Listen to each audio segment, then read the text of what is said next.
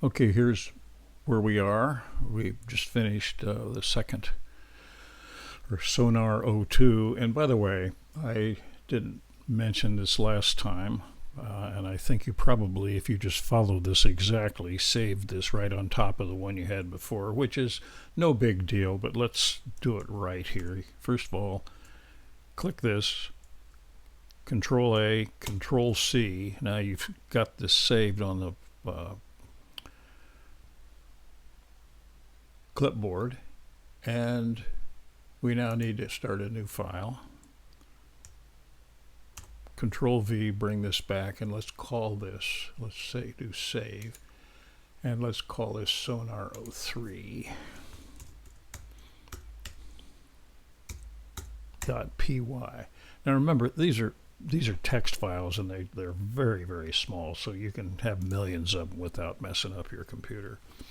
Okay, well, one of the things that we'll do here is we put the chest on there, or we'll have a picture pretty soon.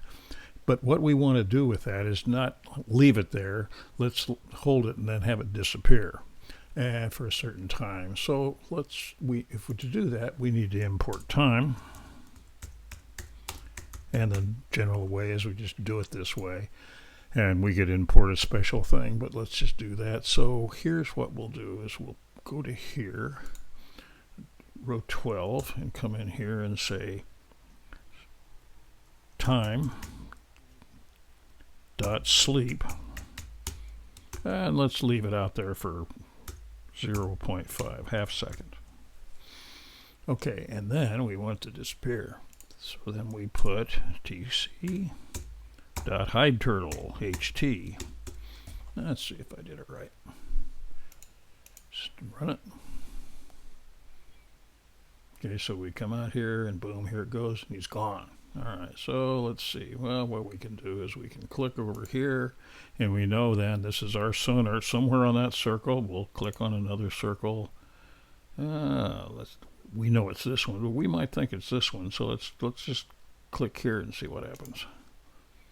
We get another circle, so it's clearly got to be here. So if we click here, we'll see, hey, we're within 3 or something like that. So anyway, this is getting a little more interesting, and now you can imagine if we put 2 or 3 or 4 chests out here and then just had them appear and then disappear, you'd sort of have to guess as to where they're going. Now, one of the next things that we want to do is to really only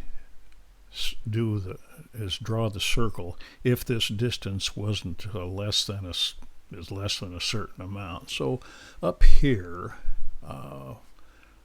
right after where we do the turtles, before the functions, let's put a constant. So let's say max distance, and the one I used to seem to work pretty well was 90. So I think then what we need to do in here is to do a sort of an if statement in here, but let's say if distance st2 treas, well, it's from here, I could just clicked on it, is say less than max distance, max distance. Then what do we do? Well, if it's less, that's when we'll draw the circle. So let's take this and tab it and move it up.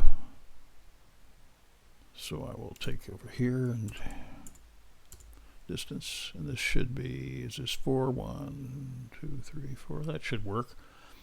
And otherwise, well, we could say we don't do anything, but what we're going to have to do is to say, let's come else. And let's say if this distance is greater than that, then we're going to print, let's just print,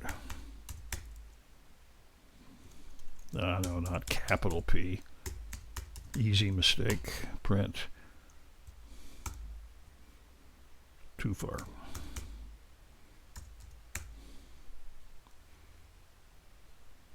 just for now, just to see if this works. Main thing is to get these things to work, and then we can refine them. Okay, let's just see what happens here. Sorry.